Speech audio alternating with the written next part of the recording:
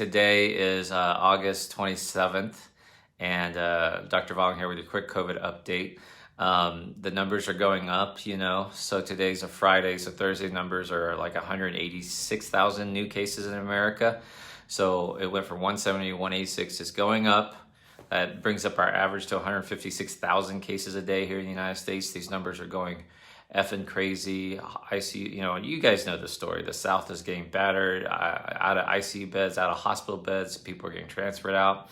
Here in Houston, 4,000 cases a day. And in one of the largest hospital systems in the world, medical centers in the world, they're out of ICU beds. They're telling people not to go to the emergency room. They're turning away cancer patients, all sorts of craziness. And it's gonna get worse. So let me tell you a couple of things that's surprising. It is spreading up through the mid-United States, guys. If you are in Kentucky, is on fire. Tennessee's on fire, man. I'm telling you, and you're not making the news, but I'm telling you, you are horrible. Tennessee, Kentucky, North Carolina, South Carolina.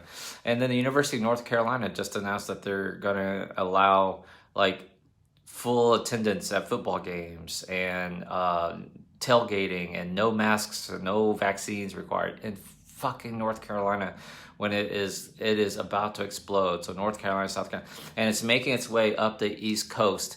New Jersey, New York City's about to be on fire again, 2,000 cases a day.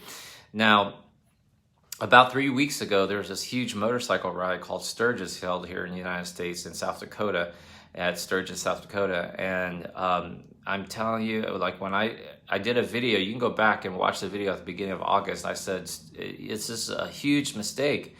Well, guess what? I mean, it's a huge explosion of cases now in South Dakota and throughout that area.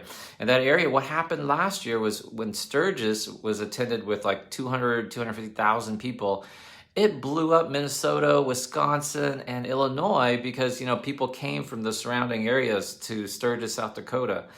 And it set the Midwest on fire. And people are like, why is it so hot in here? Why is it so hot in here? Oh, yeah, Sturges. So this year, there was a reported 400 to 480,000 people. So twice the number of people. Oh, man. And let's just assume that, half of them are vaccinated. It's just going to be another explosion of cases. We've got natural disasters, wildfires in California, sending people, fleeing. There's a wildfire spreading to Lake Tahoe. There's Hurricane Ida is headed towards New Orleans, and Louisiana is already in trouble. Now you're talking about, listen, there are people right now fighting for their lives on ventilators, and a hurricane is heading towards their region. This is not good. This is not good for the patients. This is not good for the people who are trying to tough it out at home. And this is really, really not good for the medical staff, the doctors, the nurses, the techs. And you got to remember, man, these doctors and nurses and techs, they all have families. They've got families to watch out for. They've got young kids in school. They've got, they're humans too. And, it's like, oh, it's my civil liberties. Oh my God. And you can't take away my personal freedom. All right. You want to see your personal freedoms taken away? Let me tie you down, sedate you with propofol, and intubate you and put you on, a ventilator. That's what taking away your freedom really looks like. It baffles me that to say you have to wear a mask is taking away my freedom. You making me you're mandating vaccination is taking away my freedom, but you're okay if I sedate you and tie you down on a ventilator. That's ultimate loss of freedom.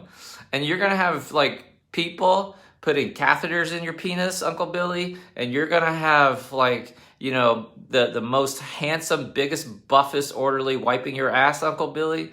That's not taking away your freedom. I don't get this, man. It drives me nuts. Dr. V, when you explain it that way, seems to make more sense to wear, wearing a mask, stay at home, social distance, get vaccinated. And remember, it's 2 months. So if you're lucky and you're living in an area that's not yet super hot with COVID, get vaccinated because it's coming your way. If you're in Ohio or Indiana and your numbers are starting to creep up slowly, get vaccinated now because it'll be, by the time you're protected, it will be, it'll be in your area. Now, the last thing I want to say is for those people who are like, Z-Dog says, it's good, Delta's going to burn out. Really? Delta's going to fucking burn out? No, it's not anytime soon. All you have to do is look at UK.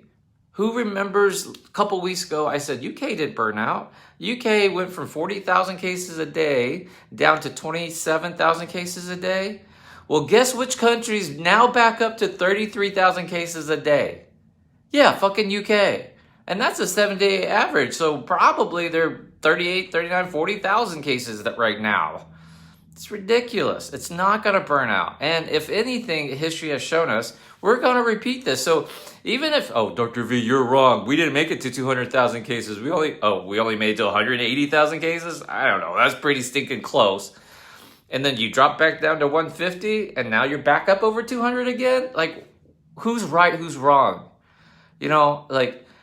People sit there and go comment on my post. It was like, you stop telling me, stop asking me. I'm never going to take this vaccine. Stop asking me to take it. Dude, no one's asking you. You are living in a world that is going to require it. You work for the Pentagon. You're in the military. It's a requirement. You work in certain states and certain state organizations, teachers, whatever. Airlines. They're requiring it. This is just the world we live in. No one's asking you anymore. Dude, we are done asking. And no, ivermectin does not fucking work. See you tomorrow for another COVID update.